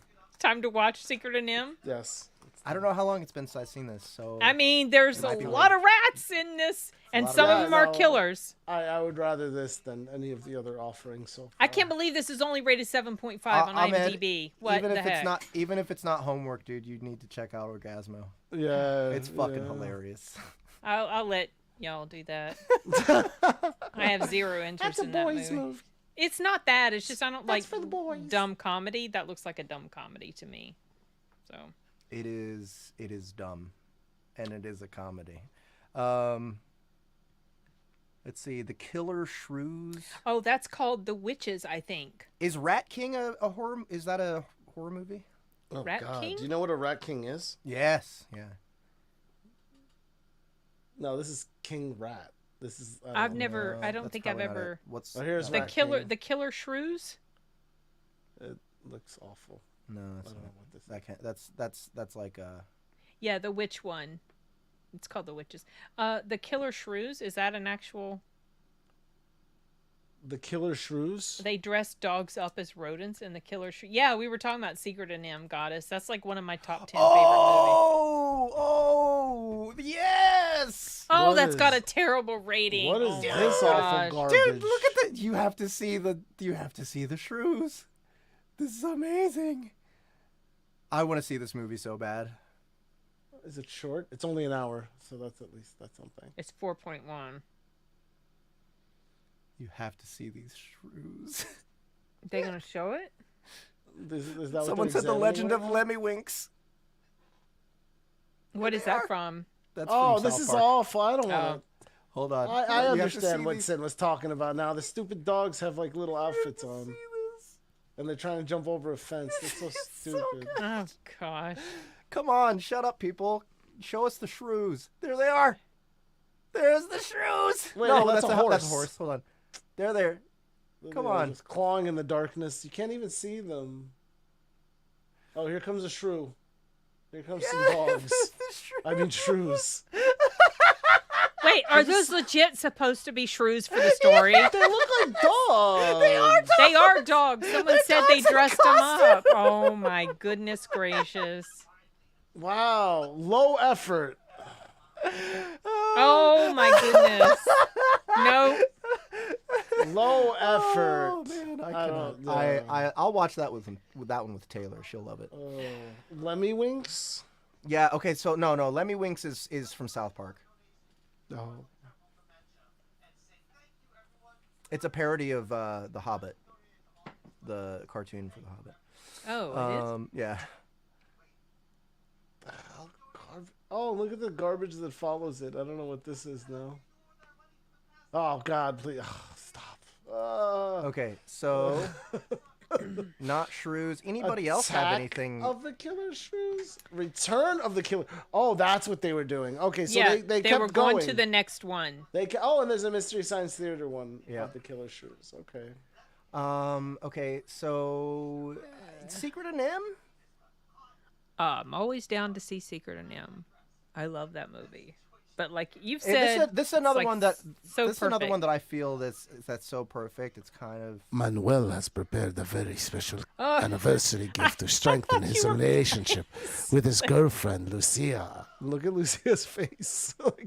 That's Lucia. I thought that. I really want to know. I thought that was the dude. Oh, is that the dude? That might be the dude. Is that the surprise?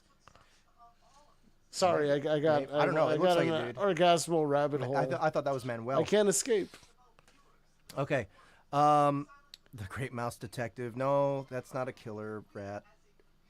Willard, Graveyard Shift. I'm just looking at movies with rats. Willard. Yeah, Willard was the one I think that came before Ben. No, not before Ben. After. Oh, Ben. Willard was after Ben. Yeah. Because but does it have something to do with Ben?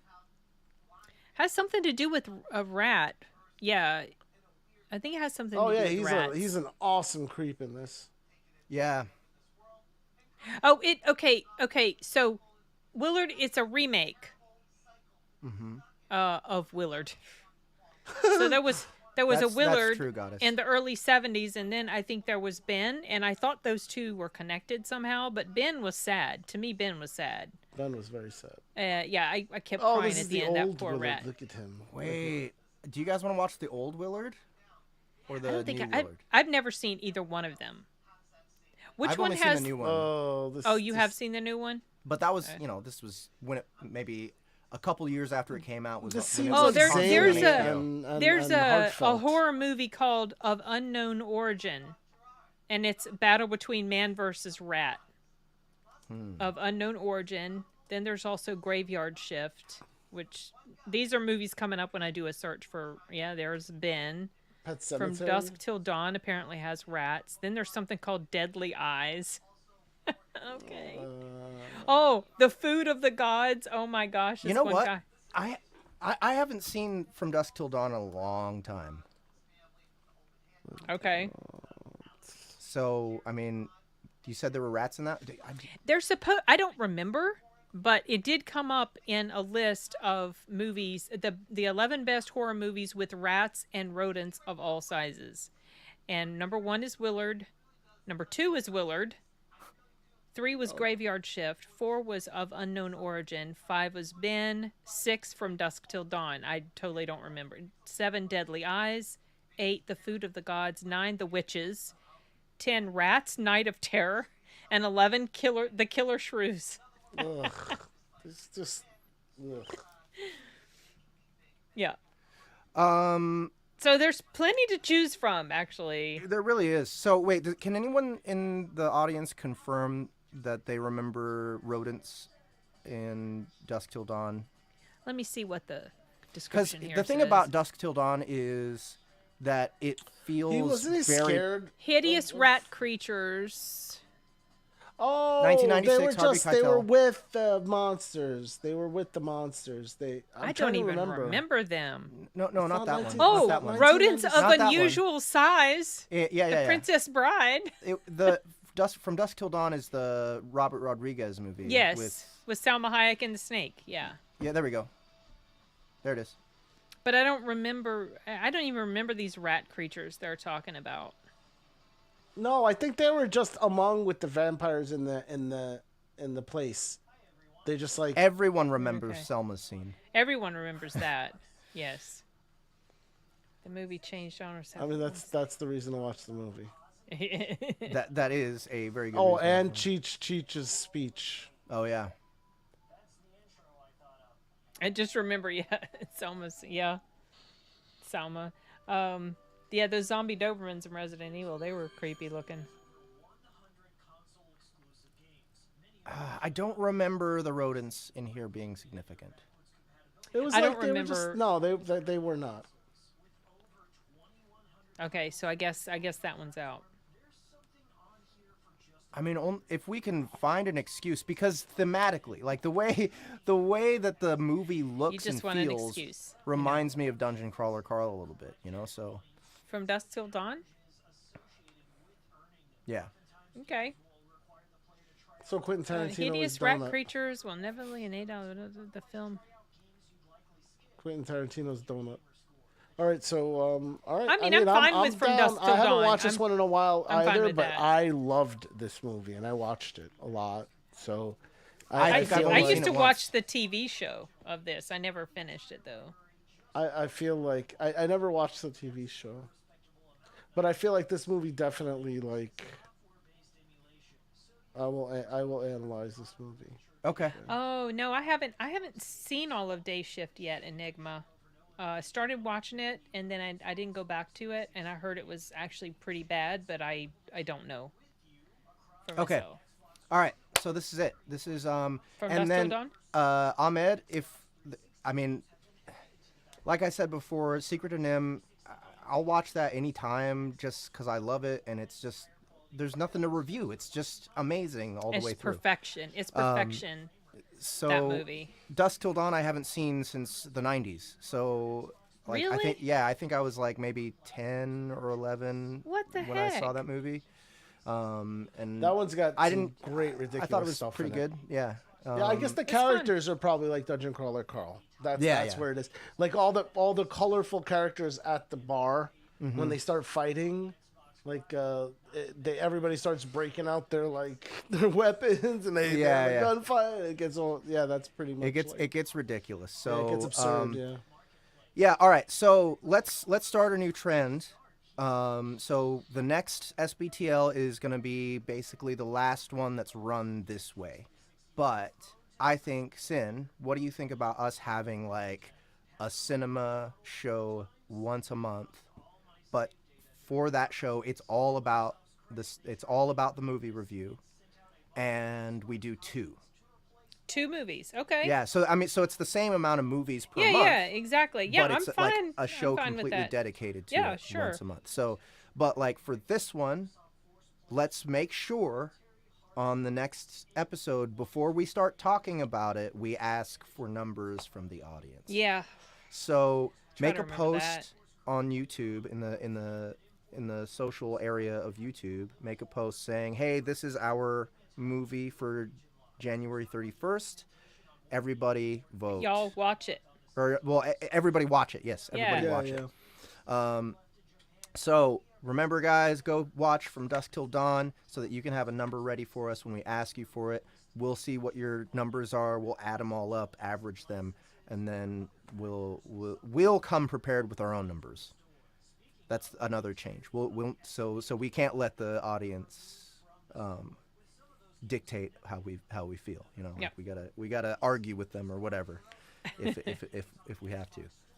But like, just come with your maybe come with it written down before the show starts. Okay. All right. So From Dusk Till Dawn, January 31st. I think that's a wrap for this episode, guys. What do you think? Yep. Yeah. Yep. Yeah. Awesome. All right. Well, it's been awesome being back. Doing another Soundbooth Theater Live. Thank you guys for coming to hang out with us in this stream. Yes, this is a good outro. What's this from? This is the Dungeon Crawler Carl theme. Yeah, yes, the vampires. Yeah. Oh my gosh.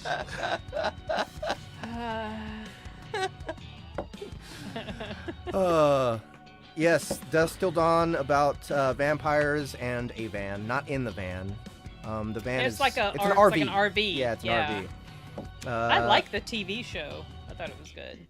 Yeah, I don't remember watching the TV show. I don't.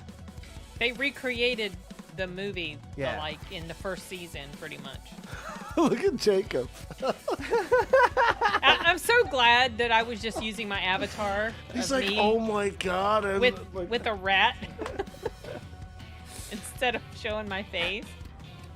All right, guys. Thanks, Enigma. Thanks, Tulsa